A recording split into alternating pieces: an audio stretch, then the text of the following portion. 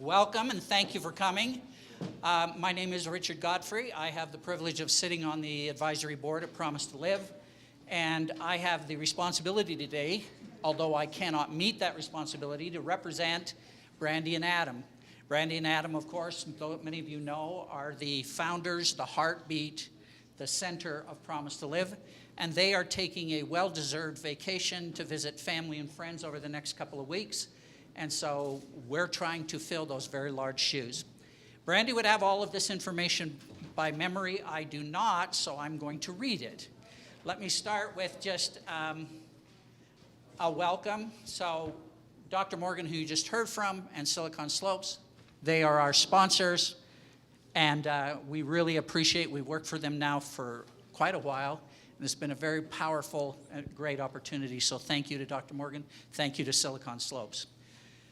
Also, we're going to talk about resiliency today, so our focus is going to be around Steve James and a number of people he's invited. Steve James, of course, is the master of resilient living, and so we are grateful for him. He's been a dear friend of Promise2Live. In fact, he is the composer and lyricist for the Promise2Live song, which we're all going to have a chance to sing right after we get the lunch in, under his direction. So be ready for that.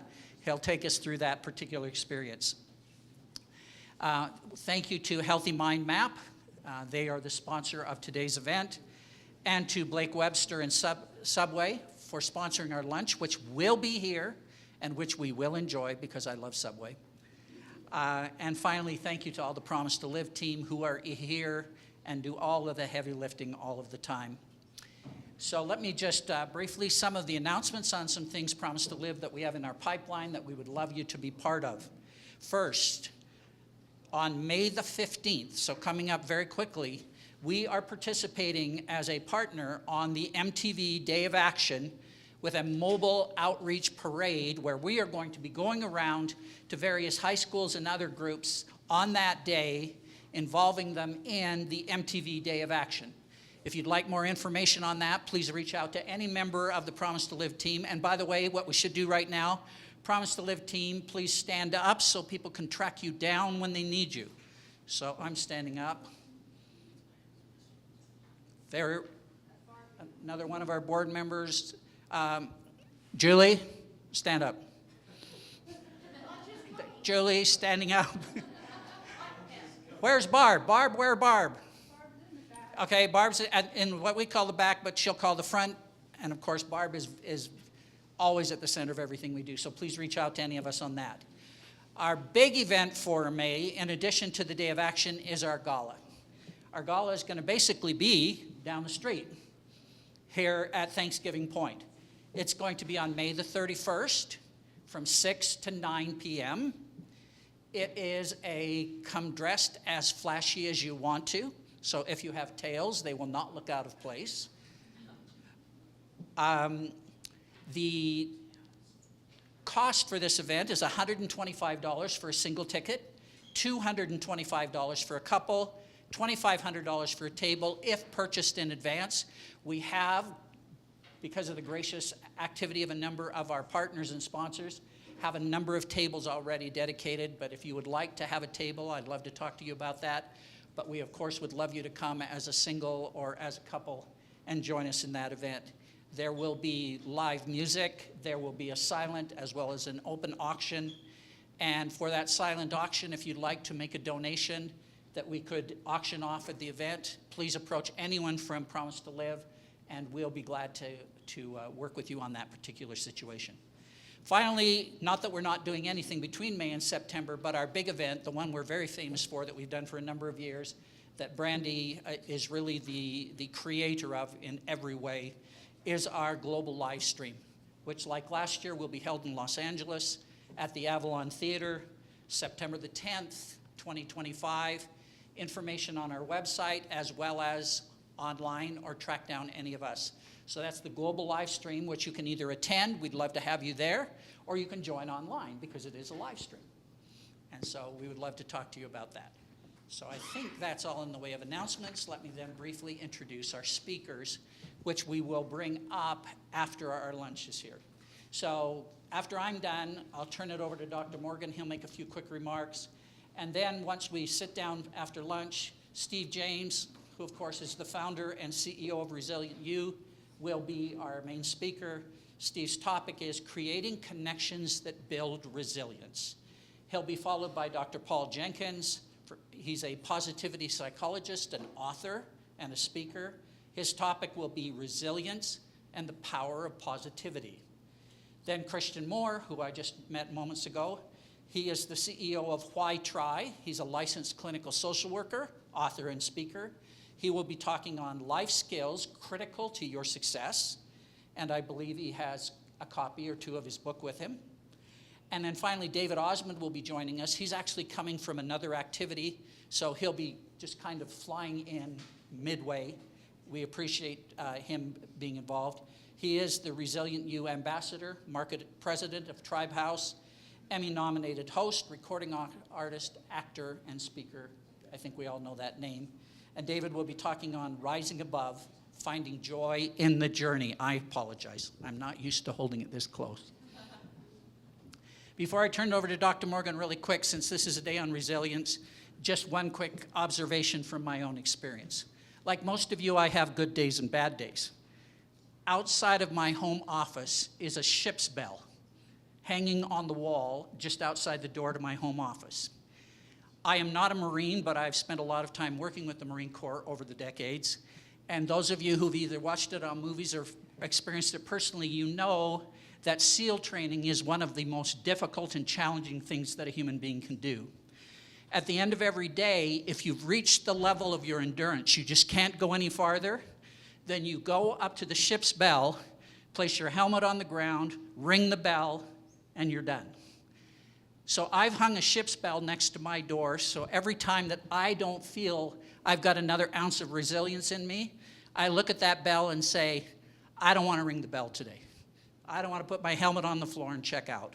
So far that bell has been up there for a long time, and it's not yet to be rung. And part of it is because of people that we'll hear from today, who are motivational as well as practical experts in how to be resilient. With that, I turn the time over to Dr. Morgan. Where are you? There he is. I was going to say, you were just in my line of sight. Thank you, Richard. Oh, there's our speakers today. Look forward to hearing from them. I'm Dr. David Morgan. I'm a licensed psychologist and the Director of Mental Health Awareness here at Silicon Slopes. And we are so grateful for Promise2Live. We started partnering with them over a year ago, and they've been organizing these town halls ever since then. And they graciously let me come and say a few words on behalf of Silicon Slopes. One of the things that became apparent to me, my wife and I lived in Washington State for 25 years, and then we moved to Utah, and I had zero connections, didn't know anybody, and had this opportunity to partner with Silicon Slopes to help kind of lead their mental health initiatives. And it's amazing because what we're finding is that mental health isn't something that just stays at home anymore. It affects every aspect of our life, including our work. And so at Silicon Slopes, we're trying to help people better understand mental health, how it affects their workers, how it affects their environment and their culture. And we're grateful to be a voice in that conversation. I did some research years ago in a book I wrote on emotional resilience, and I reviewed a bunch of different definitions of emotional resilience, and this was my favorite. Connor and Davidson, some researchers in mental health, and they described emotional resilience as personal qualities that enable one to thrive in the face of adversity. Not just get through the challenge, not just, hold on white-knuckled and end up bloody and bruised, but because of the difficulty, be stronger and thrive as a result. And I loved that because, and I know that many of our speakers are going to talk about that today, about when we encounter difficulty, how we can use that actually as fuel to improve our lives. Because the bottom line is you're going to encounter difficulty every single day of your life, either in small amounts or large amounts. And if you can learn how to use that as a resource for yourself, then it becomes an opportunity instead of an albatross around your neck. This is Thomas Edison. Thomas Edison is, as you know, it was a prolific inventor. Many of the technologies we use today, either he invented or he improved upon them dramatically over the course of his career. And one word you could use to describe Thomas Edison is tenacious. He had tenacity. In that Connor and Davidson definition I told you about, they identified 7 principles of emotional resilience, and tenacity is one of them. So I just want to talk briefly about that one today. When Thomas Edison was trying to invent the incandescent light bulb, he needed something for a filament, something he could run an electrical current through that would then, glow and create light. And he tried hundreds and hundreds and hundreds of different things, and they didn't work. And he tried over and over and over again. And his laboratory was just strewn with the detritus of all this, all of his failures. And so one day his friend came into his laboratory and looked, and he just saw all this evidence of all this failure after failure after failure for poor Thomas Edison. And this is what his friend said to him. He said, "Thomas, isn't it a shame that with the tremendous amount of work you have done, you haven't been able to get any results?" Edison turned on him like a flash and with a smile replied, "Results? Why, man, I have gotten a lot of results. I know several thousand things that don't work." Do you love that? Do you love that, just that different attitude about that, where he could have viewed that as just failure after failure? Instead, he said, I have results. I have knowledge. I have more information now than I did 6 years ago, or 6 months ago, 12 months ago, 18 months ago. And then finally, he found tungsten, which worked very well for over 100 years. So I love that. He's such a great example of that. I would just want to give you 3 suggestions on how to build tenacity. First is to adopt a growth mindset. A growth mindset means that when you look at challenges, you see, well, how can this help me build? It's the opposite of a deficit mindset where you're always looking at what's lacking. A growth mindset says, what's next? What can I do as a result of this? Limit negative self-talk. Man, as a psychologist, I have dealt with more than 15,000 clients over my career, and so many of them come in with issues of anxiety and depression, and I start to talk with them about what they're saying to themselves in their mind. And almost always, it's a lot of negative self-talk. What I can't do, what I'm not going to be able to do, what's going to get in my way of doing something. And sometimes it's thousands and thousands and thousands of these thoughts every day. And they come to me and they say, "Doc, I don't know why I'm depressed." And I say, "I can tell you exactly why you're depressed. If you tell yourself these things over and over and over and over again, it's inevitably going to have an effect on the way that you feel." So be careful with your self-talk. Try to be positive. And I'm not saying gloss over. Don't be Pollyanna and just say everything's great all the time, because that's not true either. But find that balance. Third is to embrace discomfort. And this is such a critical skill in today's society. I don't think that we'd be having this discussion 200 years ago when people farmed for a living and your biggest threat was dying in the winter. Discomfort was a part of life for them. Every day, all the time. We've become a society where we've been able to eliminate a lot of discomforts from our lives. Your food just got brought in. How great is that, right? No one had to make it, no one had to grow it. It's literally sitting on a shelf waiting for you to eat in a building that probably none of you built, that's climate controlled. Our discomforts have become so minimal that when we get any of them now, we tend to resist them. And we say, well, I don't want that. I want everything to be comfortable all the time. But I can promise you, the more that you learn to tolerate discomfort in your life, the more resilient that you'll be, the more tenacious that you'll be. Because when that failure comes, when Edison is at failure number 564, he says, I'm good with discomfort. That's okay. On to 565. So we appreciate you coming here today. Hopefully you're hungry because your food is here. We are going to break for a few minutes while you can go grab your lunches, and then we'll resume with Steve James after that. Again, thank you for coming and your support of mental health. I'm Steve James, and I'm on the board for Promise2Live, but also I am the founder and the CEO of ResilientYOU, and Governor Cox has declared the month of April as ResilientYOUtah Month, Y-O-U-T-A-H. Isn't that clever? Yeah, that's cool. Everyone go, ooh, ah. Say Resilient Utah.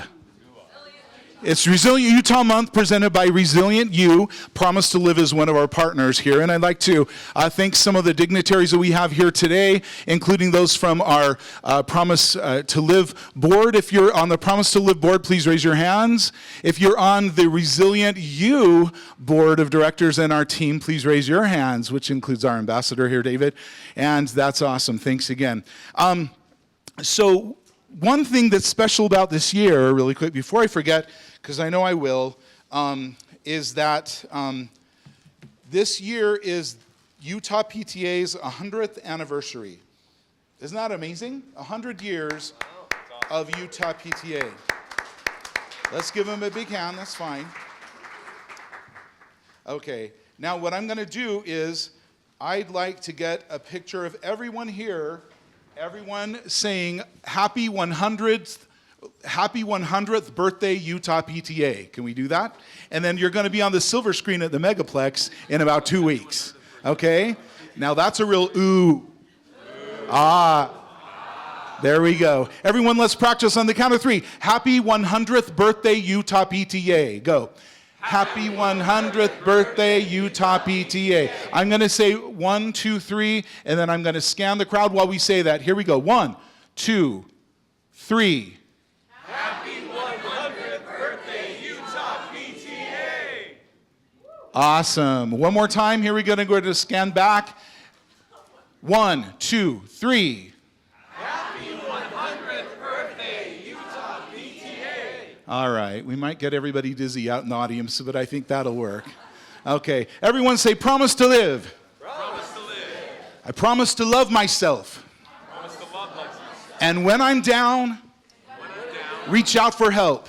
Reach out for help. And I'll be there And I'll be there to share to share all I can give. all I can give. Promise to live. Promise to live. Well, you know what? I'm going to go ahead and recognize my beautiful wife, Lisa here, who's a co-founder of Promise to Live, or excuse me, of ResilientYOU, as well as our daughter, Brittany, who is our spokesperson. Brittany, if you could stand.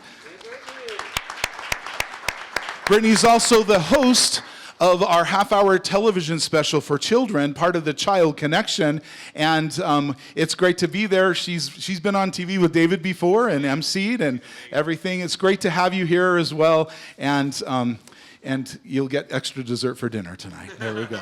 Okay. So I happen to be honored to have written the Promise to Live theme song, and we're going to do that right now. You might have the lyrics here. All right, Dave, let's go ahead and start the Promise to Live theme song. Here are the lyrics here. I just ran some by. We're singing with everyone.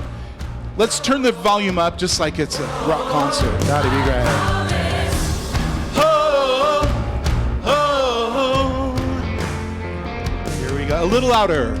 The gift of life is mine today. The hope of life will guide me through every storm. I chase the clouds away. The light will come. The light will come. The morning's mine. Deep in the night, I feel it. The dark will pass. The sun will always shine. And in the darkness, I'll hold on. I know I can make it through. Standing strong with hope for tomorrow. Here we go. I promise to live, promise to love myself. And when I'm down, reach out for help, and I'll be there to share all I can give. Promise to live. So we do the woes. Whoa. I promise. Oh, oh.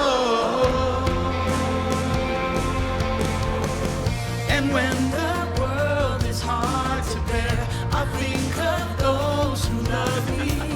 Remember, I'm enough and others care. And in the darkness, I'll hold on. I know I can make it through. Standing strong with hope for tomorrow. Everyone, I promise to live. I promise to live. I can't hear you. Promise to love myself. And When I'm down, reach out for help, and I'll be there to share all I can give. Promise to live. You know what? We're here for a reason. And it's not only because we made the promise to live ourselves, but it's to share that message with those around us. Promise to live, promise to love myself.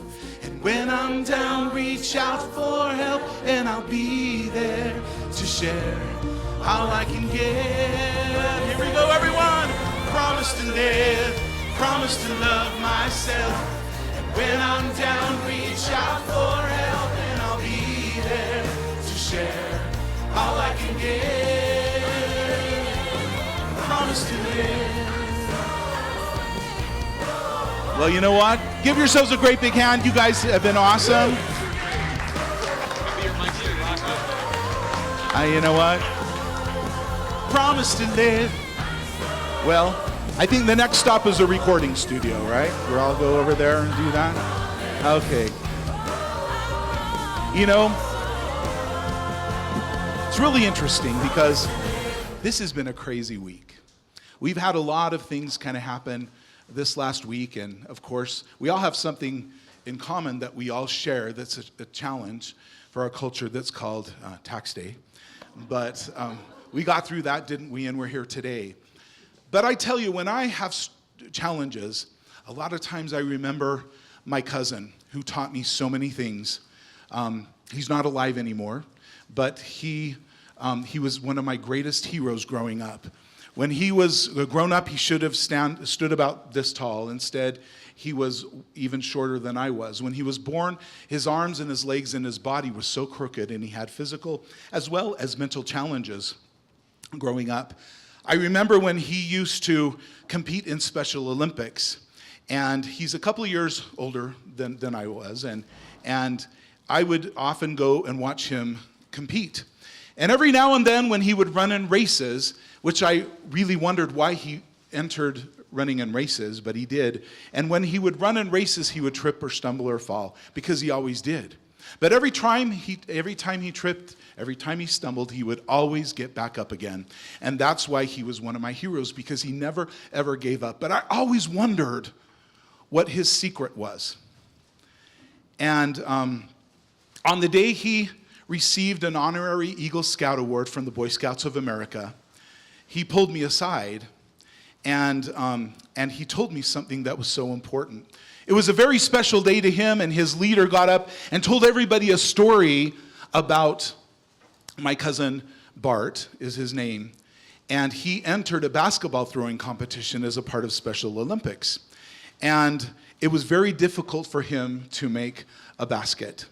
And everyone else had made their 3 baskets and left, leaving Bart all alone. And the leader turned around to him and said, "It's okay, Bart, we can go now." And Bart turned around and he said, "No, thank you, I finish." After an hour, he finally made the 3rd basket through the hoop. And he turned around and said, "I can go now." And he turned around and walked away. That story was told, and I had heard that for the first time when he received his Eagle Scout. And afterward, Bart pulled me aside, and he looked at me really closely. And then he got his nose right next to mine, looking in my eyes, and he started to cry. And I said, "Bart, are you okay?" And he said, "Yes."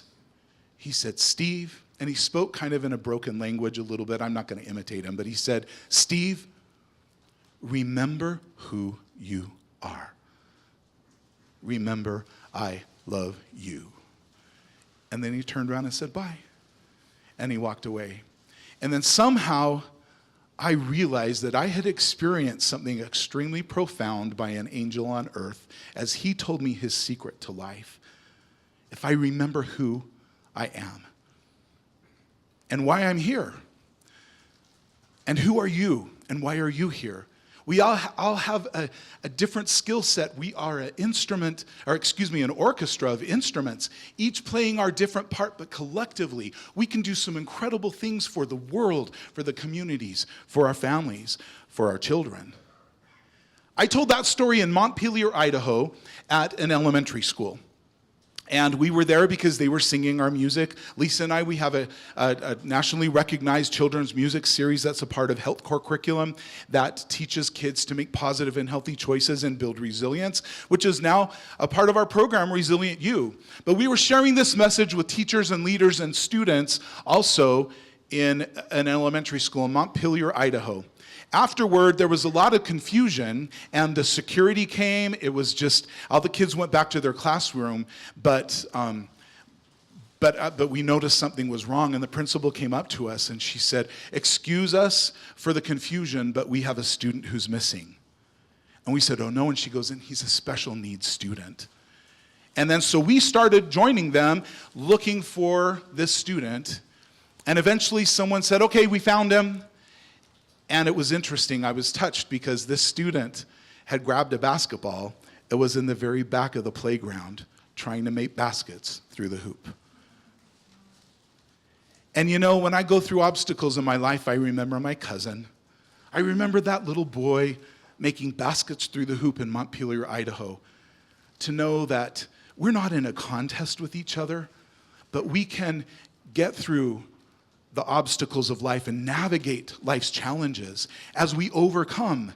And we're all together, we're working together, we're helping each other. We are resilient. The ability to be resilient is to bounce back from the challenges, to overcome our obstacles, and to navigate life's challenges. But as we do that, I remember the words of my cousin, "Remember who you are." Well, I not only remember who I am, but I also know who I'm not. And if we can just embrace our skills and our talents and dedicate ourselves to be instruments for good, working together and dedicating ourselves to making a difference, that's what it's all about. And we all can help each other be resilient and overcome. Well, one of my talents is the talent of music. I'm a songwriter, producer, in addition to doing everything that we do. I love being an executive producer for our television shows and such. And using music is a key. As a matter of fact, I learned very easily that music is an essential tool to use in memory. For example, if I sing, "I am stuck on Band-Aids." I know. Isn't that amazing how that happened? Now I'm going to test to see how old you are, okay? Like a good neighbor. Okay, I'm going to go back and we don't have a lot of time, so I'm going to do this. Are you ready? I'm a pepper, he's a pepper, she's a pepper, we're a pepper. I can't believe how many of these guys, they go, "I don't know that." David, you're just a baby. Okay. Music is a wonderful tool. Look how you learned your ABCs. And we have the wonderful opportunity of using music as a tool in ResilientYOU to be able to connect with children. We have the child connection. In fact, we're gearing up for, as part of our governor-declared ResilientYOUtah Month, which we're celebrating today, and I've invited several of our friends who have helped us in the past with this wonderful message, but we're dedicated to building resilience in the state of Utah. The governor has declared the month of April as ResilientYOUtah Month, and at the end of the month, we have our amazing ResilientYOU Spectacular, where we're giving out the Utah Education Tribute Awards and other things. And thanks to Larry Miller and Blake Anderson and everyone making it available there at Megaplex, we're celebrating Utah's resilience there. If any of you are interested in being a part of that, we still have 8 tables left. Only 8 tables, so if you'd like to be a part of that, talk to me afterward. We'd sure love to have you as guests. But we're really excited with the great work that we're doing with children and the child connection. I hope that everyone can remember how important it is to set these examples for these children. How many of you have children yourselves?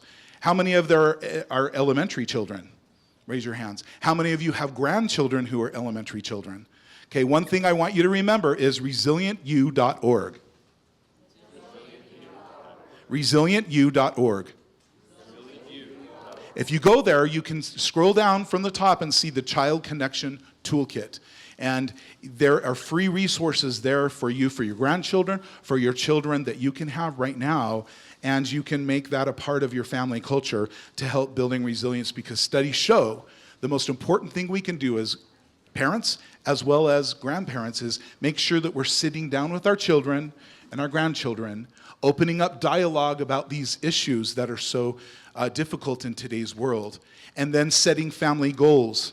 So for example, in our family, we do not underage drink. In our family, we stay away from drugs. In our family, we don't bully. And you set those rules, and it's because of that engagement that studies show it's the most important thing you can do, kind of as a parent, to keep your children safe from the negative societal issues that plague them today. And especially, we have depression and anxiety and all of this. I can't wait for you to hear from Paul and from Christian and from David as we talk about these things too. I'd like to turn the time over to them, but Brandy wanted me to spend some time at first to go over the song with you, and then to touch on why we're having this wonderful governor-declared month of ResilientYOUtah Month, and presented by our partners, which include Promise2Live. And I'd like to turn the time over to my good friend, Dr. Paul Jenkins, and he'll take it from here. This one works. I have problems, but they don't have me. Do you know who said that? Anybody recognize the quote? That was Princess Leia. Is that what you were going to say? Carrie Fisher, of Star Wars fame, struggled with bipolar disorder her whole life. And she said that. I have problems. They don't have me. Do you hear that distinction? And buried in that is the psychology behind resilience. In my book, Pathological Positivity, chapter 1 is titled Lightning Strikes. And if you've been on the planet long enough to know what Steve was talking about on the Dr. Pepper commercial, or even much shorter than that, you've probably noticed that you go along through life, you expect certain things to happen, and then boom! Something else happens instead, and you're struck by a thunderous bolt of lightning that just takes you off of your feet. For me, it was a bankruptcy. And this happened at a time that wasn't supposed to happen. Because by now I should be set. I had a busy psychotherapy practice. I was booked out for a month or more. You had to get on a waiting list if you wanted to see me. And I had negative cash flow for 2 quarters in a row. Now, with the kind of math I do nowadays, you can't sustain that. And I've learned some things about business models since then, but at the time, I was tanking. And I remember thinking to myself, this shouldn't be happening. Have you been there? And maybe it's not a bankruptcy, but what is your lightning bolt that has struck you? Sometimes it's a health concern. Sometimes it's financial. Sometimes it's relational. Is it a divorce? Is it cancer? What is it that took you off your feet? And I learned something, because as a professional psychologist, I know stuff. And the stuff I don't know, I make up. And it's my job to illuminate the obvious, which is really cool because I get paid to tell people things they already know. I'm going to come back to that in just a minute.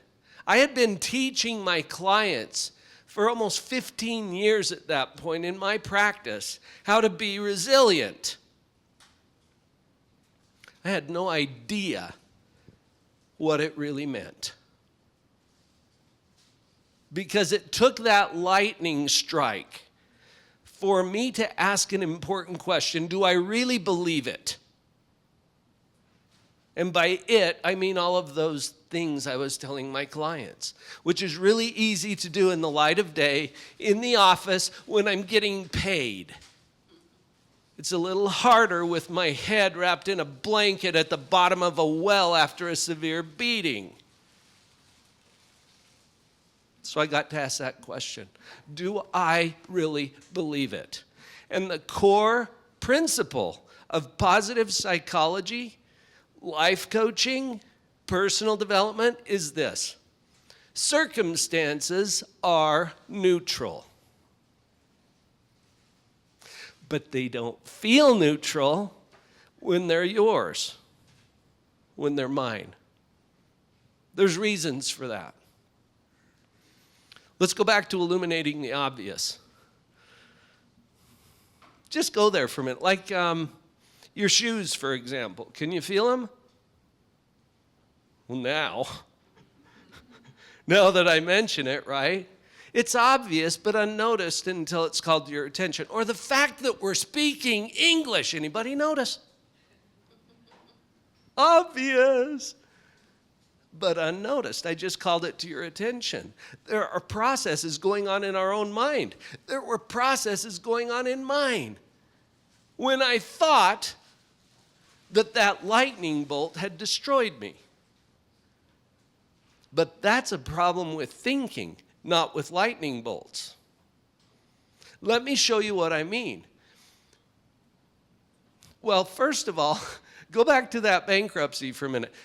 I'm almost ashamed to admit this, but I walked out of the bankruptcy court, not on my bucket list, not something I was aspiring to do, and I was surprised because I noticed that everything was in color.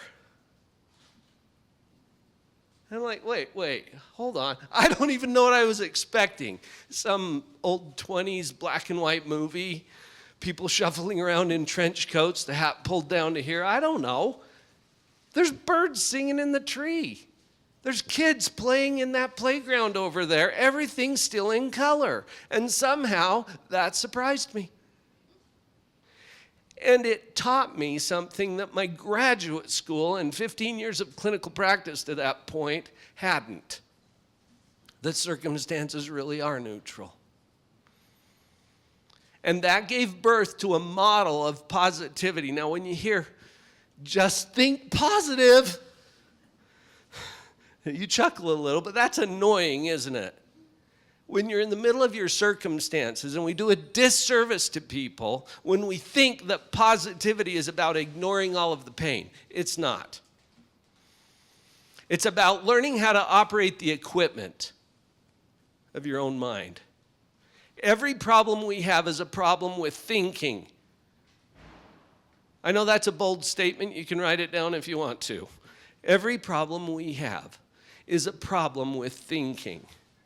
I didn't know that till the lightning struck. Let me show you what I mean. Notice, I'm going to call to your attention two processes that are going on in your mind all the time. You can't turn them off any more than you can turn off gravity. How often do you get up and think, I wonder if gravity's on today? Tends to be, right? Same thing. I invite you to notice in this moment that you are constantly judging. Aren't you? Oh, yeah, you are. We're kind of judgy folks. You are judging yourself pretty harshly sometimes. You judge your spouse. You judge your kids. You judge your clients and customers. You judge the people you work with. You judge the economy. You judge the government. You judge the weather. You're judging me. It's cool. I'm judging you. You can't turn it off. I invite you to notice it. The word evaluation or judgment implies comparison with some standard. There's a picture in my mini book, which I'm offering to all of you, by the way. There's some scannable codes at different parts in the room where you can get a free copy of the model. Okay, I'm not going into that today, but I put a picture in there of me next to Mark Eaton. You guys remember Big Mark? Am I a tall man? I'm 6'2", and even that is a standard. You compare me to that, you think you know how tall I am, but standing next to Mark, I'm a shrimp. So notice this. You are judging your circumstances. I was judging mine. Bankruptcy, is that a bad thing? I don't know. It depends on what you compare it to. So notice this. When we compare what it is in our life to something that we think is better, and you can always imagine something better, can't you? How do we feel about what we have? It sucks. I'm sorry, Steve, can I say sucks here? Absolutely. Okay. And it really does suck compared to something better. Notice that. How do you feel about what you have when you compare it to something worse? That's a little harder, but what if I give you a choice? Look, you can keep what you have, or we'll get you something worse. Oh, now you're good with this. Notice it. And I invite you to ask yourself about that thing that you've been saying is bad. What am I comparing it to? Now, there's one other process I want you to see. It's called creation. You can't turn this one off either. You have to create something. And I want to point out, painfully sometimes, that we are powerful to make a mess. Anybody noticed? Yeah. Just check in with your spouse if you're unsure about that. You can make a mess. This is actually good news, because if you can make a mess, then you can make, and that's good news. Now, what are you going to make? You have to imagine it, right? Before you can make it. I do full-day trainings with teams on creation and how that process plays out. You have to imagine it first. So when you imagine or predict or expect that what's coming, and that doesn't exist yet, by the way. We haven't created it yet. And you don't know. How are you doing next week? You don't know. Oh, you've got predictions. Oh, you've got guesses. You can imagine or anticipate. When you imagine or anticipate that what's coming is worse, how do you feel? This is anxiety. That's 30 years of clinical experience in a nutshell. When you imagine that what's coming is better, how do you feel? And remember, you don't know. This is hope. And hope is the number one preventative factor for suicide. We know this because hopelessness is the number one risk factor. It's also the essential core element of resilience. It has to be there, and I've just shared with you how you can choose it. That's all in the model. Resilience is not about what happens to you. It's all about how you happen to what happens to you. You got problems? Welcome to the planet. Do they have you? Welcome to the power of positivity.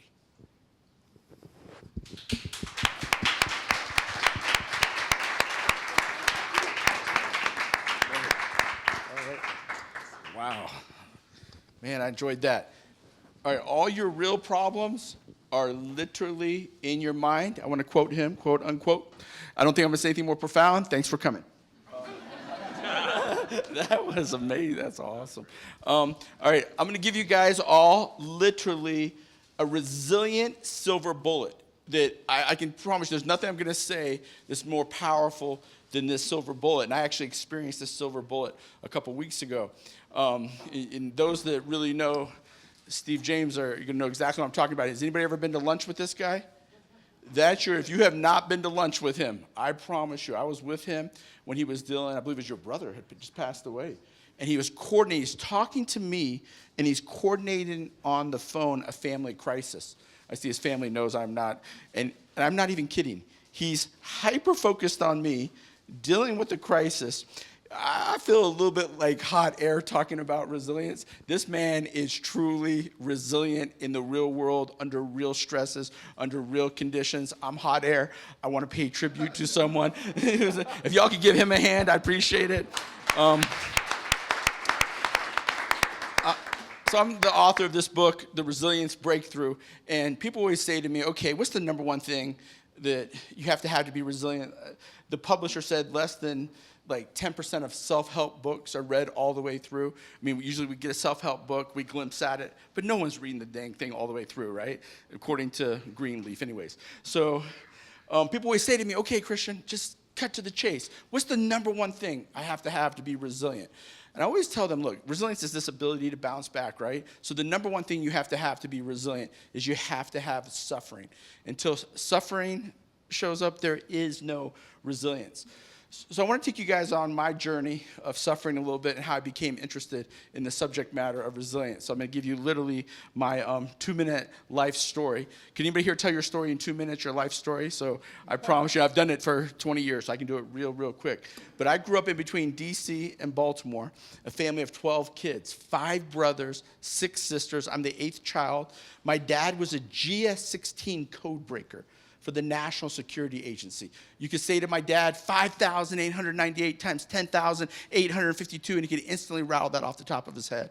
So literally one of the top mathematical geniuses in the world. And by the way, I was a special education student, and I cannot do a lick of math. I got sent to the principal's office every 5 minutes for talking nonstop and doing graffiti. And there's some graffiti on the wall there. But so I have a dad who's a code breaker at NSA that's autistic. And he picked up every hitchhiker he saw. I could stay out till 2, 3 o'clock at night on a school night because my dad would say, just do what's right and you can do whatever you want. I was like, okay, I'll do what's right at 3 a.m. And I have a mom with social phobia, generalized anxiety disorder. And my mom, had a fear of leaving the house, so there wasn't a lot of food to eat in my house growing up. There's usually pickles, olives, and tuna fish. I'm going to write a cookbook one day, 101 ways to eat those 3 things. So as a child, I'm diagnosed with ADHD, conduct disorder, and severe learning disabilities. When I was 28 years old, I had never made over $6 an hour. So I had a hard time answering a simple question, why try? So when I speak to students, I always say I'm one of the world-renowned leading experts in what I call the 2 F's, fear and failure. I attended the University of Adversity. Any other graduates of the University of Adversity? Oh, yeah, I see that. And look at that power. Oh, put that hand up. That's power right there. Put that hand up. See that hand right there? That man's resilient. You should be up here talking. That's powerful. That's powerful. Wow. So long, crazy story short, I made it through college with a 6th grade math level, a 7th grade reading, writing level. As a kid growing up, again, I'd run around with the older kids. I ran around with drug dealers. The older kids put the drugs on me because I knew, I wasn't going to be caught because I had curly hair, dimples, predominantly African-American community.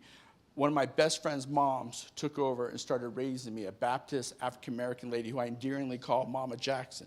A couple years ago, she just got the National Rosa Parks Award because I've spent the last 27 years traveling 7 million miles around the planet, working in about 30,000 school systems and organizations, teaching this concept of resilience.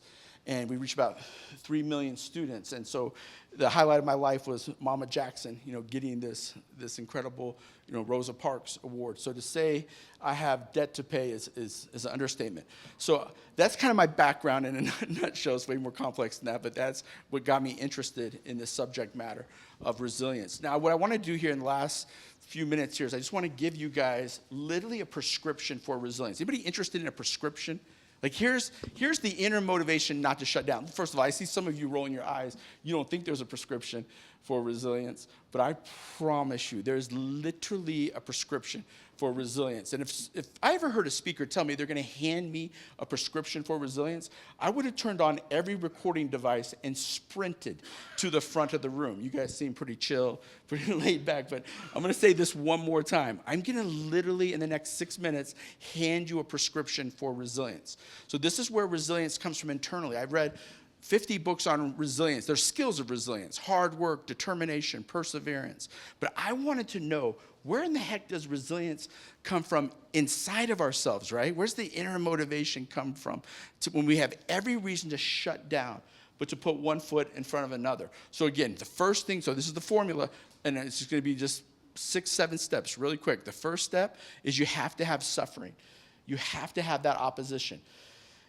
I don't know about you all, when suffering shows up, I have negative emotions. I feel sad, I feel hurt, I feel angry. Anybody besides me deal with negative emotions? So what I have to do is I have to flip the switch. Step number 2 is I have to ask myself, and this is the most important question that you have to ask yourself to be resilient. How do I use this suffering? How do I use this opposition? How do I use it as my best friend? Until you ask that question, resilience is usually not going to kick in. And I think your story is a great example of what you did with bankruptcy. He noticed what? He flipped the switch. The birds were singing, right? Everything was in color. I love that metaphor right there.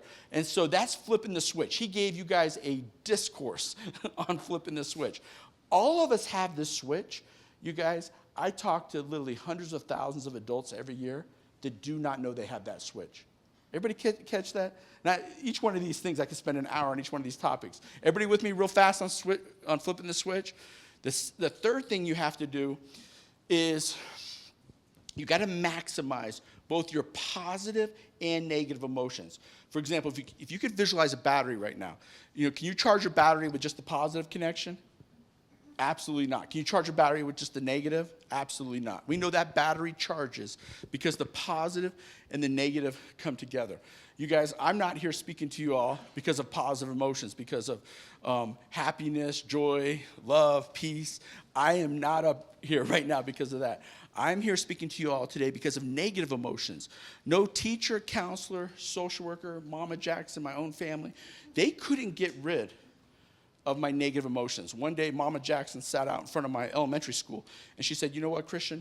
You have every reason to be angry. Your parents are divorced, your parents have mental illness, you dealt with abuse growing up, violence growing up. You have every reason to be upset. You have to use that anger, Christian, as a reason to turn in your homework, stay in school, make better decisions. She didn't get rid of my negative emotions. She maximized my negative emotions. Now think about how confusing that was for me the rest of my life. The only thing I was taught that had any value were positive thoughts, right? So I'm in this weird head in my space, this weird space in my head, because I'm like, man, the world's telling me just be positive all the time, think positive thoughts. But when you grow up in the environment I grew up in, when you struggle, when you're almost 30 years old and you've never made over $6 an hour, you know how this world works, right? And so I didn't have a lot of positive thoughts going through my head. And so again, I was so lucky to have incredible people in my life that said, look, Christian, there's no law in the universe. All right, this is my quote. You better write this one down. There's no law. It's my only profound thing I've ever come up with in my entire life. All right, David, I want you to memorize this, all right? This is it. I got nothing else. No, I'm going to forget it now. Okay? But because I have an anxiety disorder. But anyways, there's no, I'm actually on medication for anxiety. Let's be transparent here. But there's no law in the universe that says you cannot take a negative emotion and create a productive outcome with it. That's the most powerful thing anybody's ever taught me.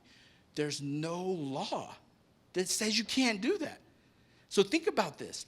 If you go back to that battery, you have twice the fuel source to bounce back if you can maximize both your positive and negative emotions. If you have to wait for positive emotions to show up before you put one foot in front of another, you're actually at a massive resilience disadvantage. Everybody with me on that? But you have twice the fuel source to be like my friend here, Steve James, if you can maximize both your positive and negative emotions. When I was at lunch with him, he was telling me how much he loves his brother. But his brother wasn't there. His brother had passed away. So he was treating me like I was his brother, like I was his son, I was his family. Because he was maximizing in that moment.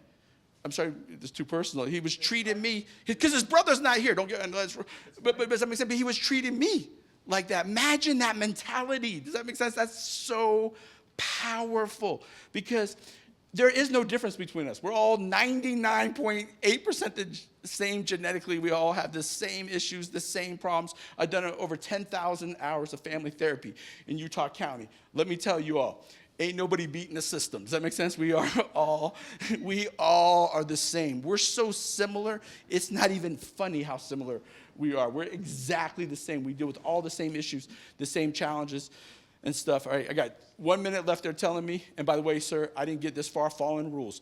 When's the next time I'm gonna be in front of Silicon Slopes? All right, thank you. No, okay, sorry, Steve. All right, 1 more minute. They tell me to sit down. You sit down. No, I'm just kidding. I'm just kidding. All right, so this is where resilience comes from internally. There's 4 places it comes from internally. Just take 1 minute and I'll be off this stage, I promise you. I have conduct disorder, but I have rehabilitated myself. All right, the first place, and dang, I would be resilient if I had that watch. Hold that watch up. That ain't nothing but resilience, that watch. Okay, so real fast. I have severe ADHD. I'd rather look. He's good looking, isn't he? I could just stare at him. And I'm straight, y'all. I'm straight, and I'm telling you that. All right, real quick. There's 4 places that resilience comes from internally. The first one is relational resilience. That just means you go through the motions. You don't give up because another person needs you and you need them. So Steve James increases my personal resilience, my relational resilience. Everybody with me on that? The second place, in my book, The Resilience Breakthrough, we have 27 tools on how to develop your relational resilience, your street resilience, and I have about 15, 20 more books in the back. I'll give those out as soon as this is over. The second place resilience comes from is street resilience, and that's where you use any type of disrespect, judgment, past mistake. You gave a discourse on street resilience when you talked about judgment. There will always be haters. There are people right now that want me to stop speaking. I get that. Does that make sense? You cannot be controlled by the haters. There will always be people focused on what's wrong with you. The number one way you deal with a hater is you go back at them with unconditional love. You have the backbone, you have the self-integrity to be okay with being wrong. People can't hate you when you can be wrong. People can't hate you when you have unconditional love. And people can't hate you when you can see things from 4 or more perspectives. Everybody with me on that? You do those 3 things, you can deal with the haters. All right, and that's about a 2-hour speech on those 3 things, but we'll do that next year. And then the next place that you have to tap into being resilient is you have to maximize your resources. I have 2 skills growing up. I never followed rules growing up. That's why I'm going 2 minutes over.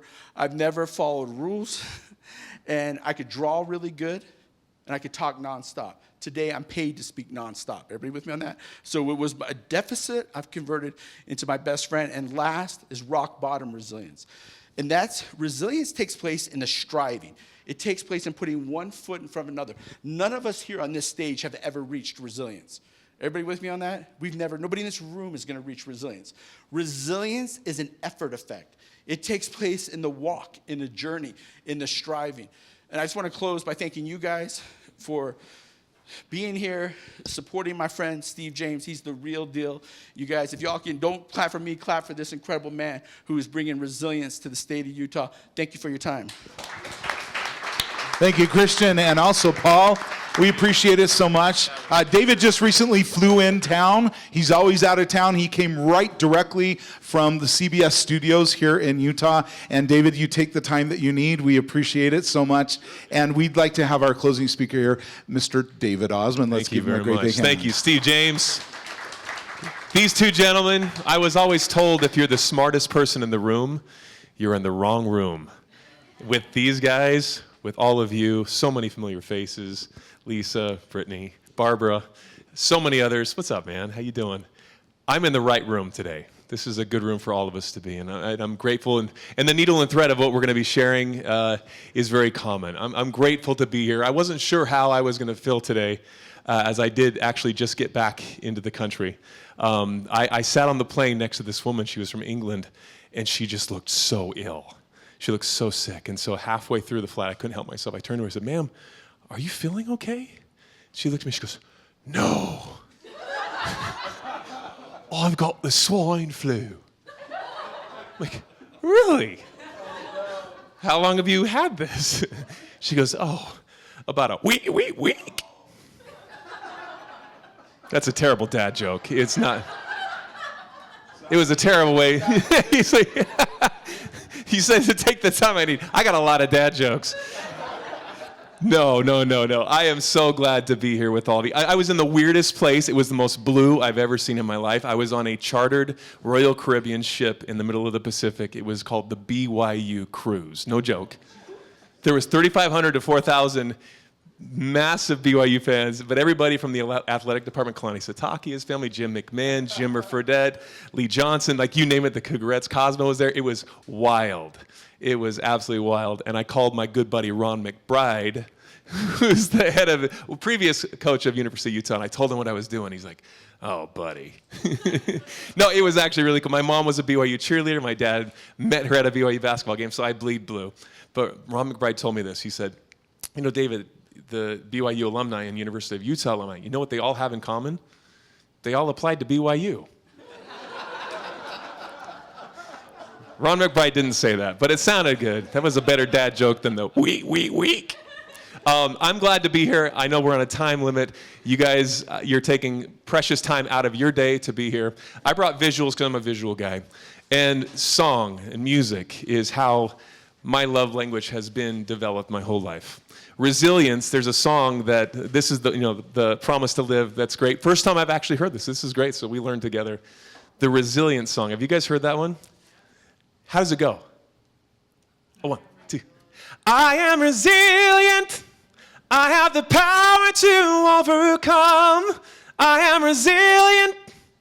I have the strength to carry on. And music is what feelings sound like. And I love that we actually knew each other when I was a little kid. He came up to Osmond Lane, of all places, and I remember you pitching some songs you had. So we go way back, our families, and I'm so grateful for this man. What you said is absolutely true. Thank you for the dedication, the service, the time. Lisa, same thing, your whole family. You put your heart and soul into everything you do. I'm going to be direct on my presentation, what I want to share with you. It's very similar to the theme of what we're doing today. I grew up in a very unique family. I get asked 2 questions almost every single day of my life, especially at TSA, no joke, coming back into the country. Look at this Utah license and it says Osmond, and you get that double thing. So you like one of the Osmonds? It's the first question. And then they go, oh, okay. It's the second question. So who's your daddy? This is my dad here, part of the Osmond family, and no one's here old enough to know who the Osmonds are, of course. But this is my dad. He's got awesome hair. His name's Alan Osmond. Almost as cool hair as you got, buddy, Jeremy. He's the oldest of this big performing family, a songwriter as well, and the leader of the group. I thought every kid's dad was on the covers of teen magazines. I thought this is what every kid's dad did. I was in a very secluded bubble growing up, and music was our life. And so I fell into the same business that my dad did. I didn't have as cool clothes as he did, but music was what I was able to do with my brothers. And I'm so grateful for that good fortune, for that opportunity to grow up in such a cool environment where music was so prevalent, and TV studios and traveling and touring and seeing so much love and support for what my dad loved to do. So he is an amazing guy. Have you ever had a chance to meet my dad by chance? Anybody know who my dad is? He's just the real McCoy, you know? A good dude through and through. And a hero of mine. He's a great storyteller. He's a songwriter. He was the leader of the group, the producer of the Donnie and Marie Show, and spokesman for the family. He was the creator of Stadium of Fire. You know, like this, he's just this creative guy and knows how to tell a story. So I'm going to tell you a story today that goes in line with my thoughts. It's the story of the Chinese farmer. Maybe you've heard this, but it's perfect for what we're sharing. Yeah, I see a couple of smiles. It's perfect. There's a Chinese farmer, and he had 2 prized possessions. He had a son, and he had this really cool horse. And one day, the horse broke free from the corral, and it ran away.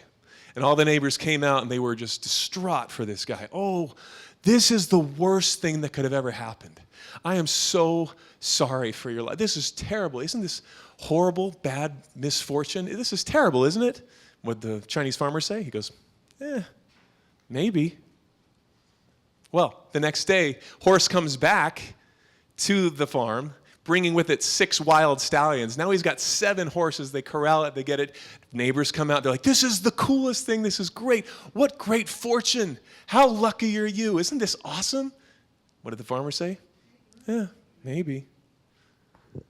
Well, his son, wanting to break the horses, get him kind of trained and be able to use them on the farm, is trying to break one of the horses, gets thrown from the horse, breaks both of his legs, and the neighbors, like clockwork, come out and they go, oh my gosh, I'm so sorry.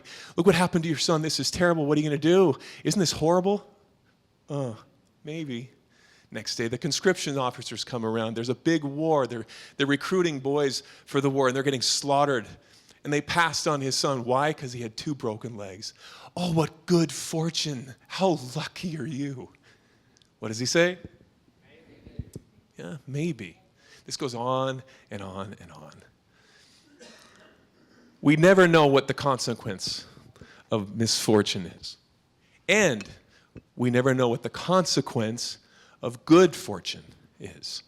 I know that I lived a Nepo baby privileged life growing up. And I recognize that now, looking back. And I'm so grateful. But I also see how $80+ million was taken from my family, and they had to start from zero. And the absolute devastation, how misfortunate. Maybe. I know that they are not the people they would have been today had that not happened. I know I'm not the person I am today if I was the trust fund baby growing up. If I hadn't had a chance to work since I was 2 years old, to provide for myself, to go to college and do the things that I wanted to do. I'm so grateful for that. It's perspective. And that's one of the reasons why my dad is my heroes. One of my top heroes. He's an amazing guy because he talks the talk and he walks the walk. And I'm so grateful for that. He was a rocker, musician. This was his passion. And I remember as a little boy having to see when all of a sudden when he was on stage and he started to drop his microphone. And he started to trip on stage. And all of a sudden he couldn't make the chords with his fingers. And he couldn't move his trumpet fingers fast enough. And all of a sudden, physically, he started going downhill fast. And ultimately had to leave the stage and was diagnosed with something called multiple sclerosis. This is his life, and now music's just taken from him. Now, ironically, you shared that about Princess Leia. MS does mean multiple sclerosis. He actually thought it meant many sons, because he never heard of it. I'm one of 8 boys. There's no girls in my family. MS literally means many scars.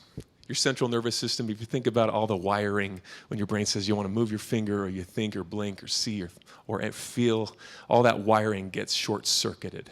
It's like a charge cable on your phone that goes bad, and it just doesn't quite work.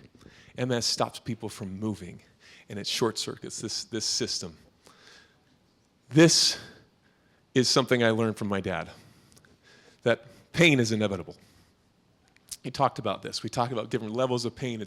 It comes to all of us in different degrees and intensities at different times, at the worst times, whether it's financial problems, whether it's addiction, whether it's MS, whether it's a guy I just talked to this morning with stage 4 pancreatic cancer, or someone I talked to yesterday who lost their 14-year-old child. Pain comes to all of us, but despite the fact that it's inevitable, suffering, I believe, is optional because of that choice, being able to have that power to choose, and it's not easy. I know I'm preaching to the choir. I know we're all in this, and I might have the mic, and we can hand this around, and everybody's got something to contribute to this. I know, certainly. My dad always told me that life is tough, but so are you. So you be tough right back.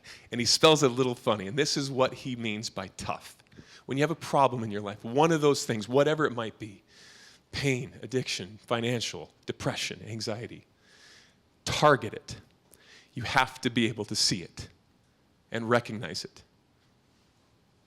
Understand it. Read up on it. Pray on it. Meditate on it. Do everything you can to understand this challenge in your life. Focus on it. Life is full of distractions.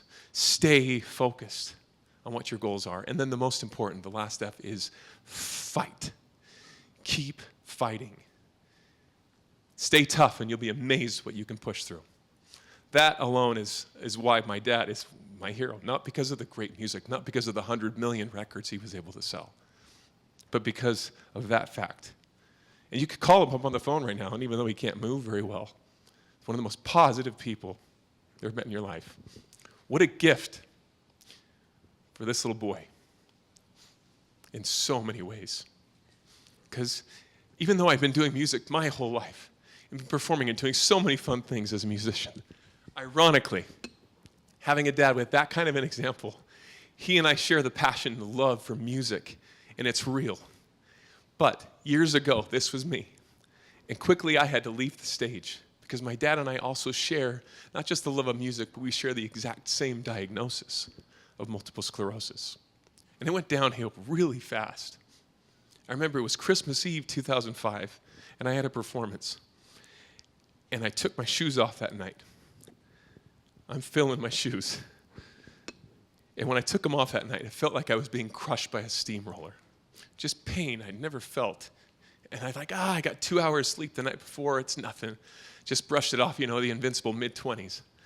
And it never went away. And it still hasn't. In fact, it moved all the way up to my chest. And it hit my hands.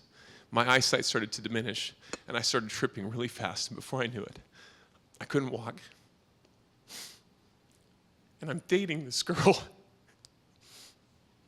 who I proposed to from my wheelchair after being in it for a better part of a year. And this crazy girl says yes, in sickness and health. I don't know what I did to deserve that. I still don't. My dad, ever since I was a little boy, back to the Princess Leia, he always told me this. He said, David, now whether she took it from him or he took it from her, he said, David, I may have MS, yes, but MS does not have me. Amazing. Having that as an example. Well, there's two ways you can live your life, I learned. You can live as if nothing is a miracle, or you can live as if everything is a miracle. Next week, I celebrate 18 years with my beautiful wife, our anniversary. And thank you. Thank you. It's a longer story than I can share today, but through working with neurologists and everything else, I may still have MS. I'm in burning, crushing pain. Today's actually a really bad day. But I drove a car over here, and I remember not being able to, right? And since our wedding day, 18 years ago next week, I've been walking without assistance. I still have my electric scooter. I use it all the time. I still have my cane. And it's a great reminder. The only time that I really feel down, complete honesty, is when my daughter has to be my crutch. It has to hold up Daddy. That twists the knife. That hurts. But this day was awesome. And it's the people we're around, the one we surround ourselves with. From UCLA to Harvard to USC to every neurologist that I've ever met, and I've met hundreds of them, every single one of them have told me this one fact. David, we cannot put this in a test tube, but it's true. Anyone that comes into our office and we diagnose them with MS or cancer or ALS or some kind of a neurological challenge or a life-altering disease, if they have a negative disposition to life already, and you can kind of feel it sometimes, the Debbie Downer, they always do worse. But if you can have some kind of a positive power, if you can just have something, Annette Funicello, who was one of the original Mickey Mouse Club, she had MS and was one of the first people to call my dad. She told him, back to your point, it's not the disease that gets you down, Alan. It's the lack of hope. We just need something to hold on to. And nobody's getting out of here alive. And it's a quick trip. And one of the biggest rates of mortality, the biggest reasons for death in multiple sclerosis is suicide. Because you lose the hope. And I'm a burden on myself and others. And to lose that fact is devastating. So this organization and on what you're doing, this powerful room right now is so vital for so many people.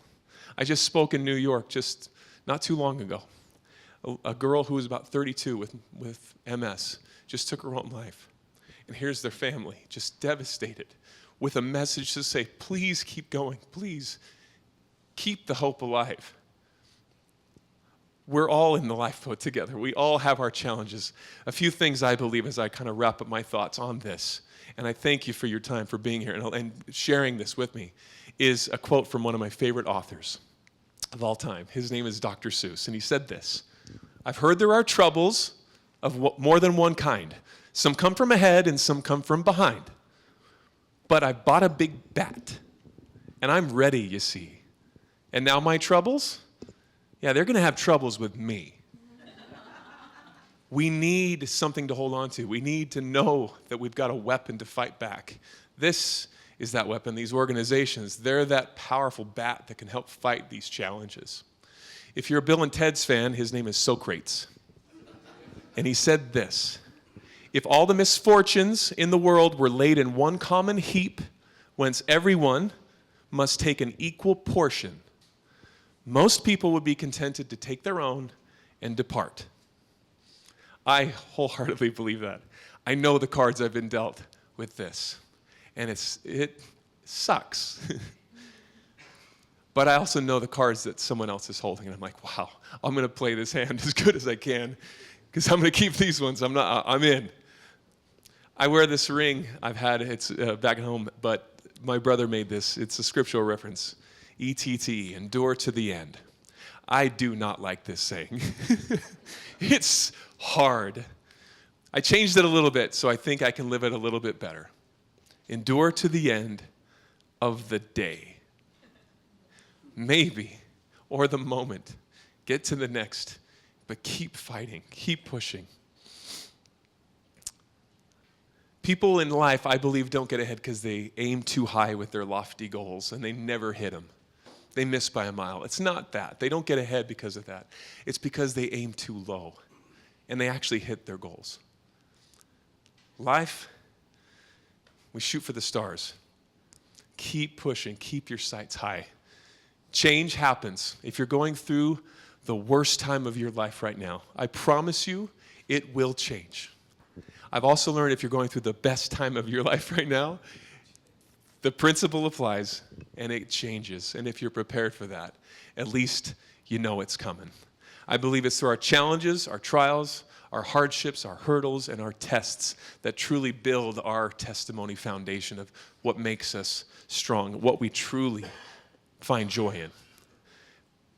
Not just the physical beings that have a spiritual experience. We are spiritual beings having physical. These are bumper stickers maybe you've heard, but I believe them and they help me. They're good reminders. This one other thing, and this is a story, it happened in Orem when I was in my wheelchair. And I remember being with my then girlfriend, and we knew we wanted to get married. We knew we wanted to have a family. And I remember sitting there, and all my brothers showed up. It was a family gathering. And as I sat in the corner in my chair, I was watching all the action and the noise and the food and all this stuff. And I watched my brother, who's just younger than me. And he was on the floor. And he was wrestling with his 2-year-old son at the time. And it was one of those father-son moments that was so beautiful. It was like a Hallmark moment, you know. It was so cool. And I literally was just intrinsically smiling at this what I was watching. But then something happened. Something changed in me. What these guys are talking about. And the thought all of a sudden wasn't, oh, this is a cool moment. I hated what I saw. I was so jealous of what I saw. And I had the one thought, this dark, burning thought. Why me? Why did this happen to me? That's a powerful question. I actually hope that you ask it. I'm not allowed to ask it anymore unless I have a caveat. I'm only allowed to ask this question unless I ask myself the same question for every single moment of happiness and joy and prosperity and goodness and peace that comes into my life, both great and small. And when this happened, why did this happen to me? And it's all of a sudden it flips the script. I know what I can't do. I can't quite run. I can't quite jump. I've got a lot of challenges in my internal organs and other things and systems that are just awry. But that also means I know what I can do. And those things mean that much more to me, and I'm so grateful for that. So as crazy as it seems, having MS and having that burning constant reminder of it may just be one of the best things that's ever happened to me. Maybe it's a more richer and fuller life. I don't know, but maybe it's the rose-colored glasses. But if that positivity that the neurologists talk about, I can actually hedge my bet and do that much better, what do I have to lose? And what do I have to lose by giving that example to my children? He who has the why can bear almost any how. This is my why. I'm so blessed. I have 2 girls and a boy. My daughter Saffron is turning 16 next week. Oh my gosh. And while I was on the boat in Mexico, I found out she had her first kiss. She waited till I went to Mexico. Dad's gone. My daughter Azalea right now, she's in Austin. U.S. Soccer flew her down. They're looking at having her maybe join the U.S. national team in her age bracket. Unbelievable. I'm glad they went the athletic route, not the musician route. My son Everest is just incredible. This is my why. This is my help. And they see me when I collapse. They see me when I falter, that when I don't always have that Osmond teeth smile going on. It's not easy. And sometimes I fake it till I make it. But maybe I'll make it. So sometimes I just do that. The joy in the journey was my message. I even wrote a song about this. It's my son Everest's favorite song. I'm gonna find joy in the journey, 'cause I know it'll be worth it. Every step that I might take is one more memory I'll make. So I'm gonna find joy. I'm gonna find joy in the journey. Thank you, everybody. I appreciate it. That's David Osmond, everybody. Thanks, Steve. Thank you so much. And Appreciate now you can tell why he's the ambassador of ResilientYOU.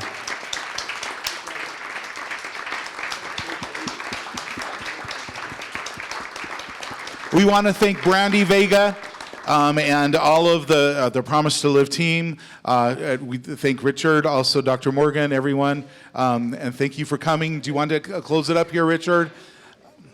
Thank you so much again. Just 30 seconds. The sacrifice and service of others is one of life's great blessings. We have been blessed today. So thank you. We do have one partner who has one quick announcement to make on behalf of her group. So 15 seconds, and then we'll thank you and let you go. So please.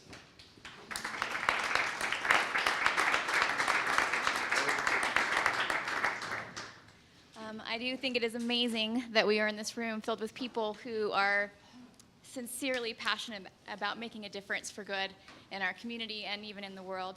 I work for Courage Reigns. We are an equine assisted therapy center in Highland.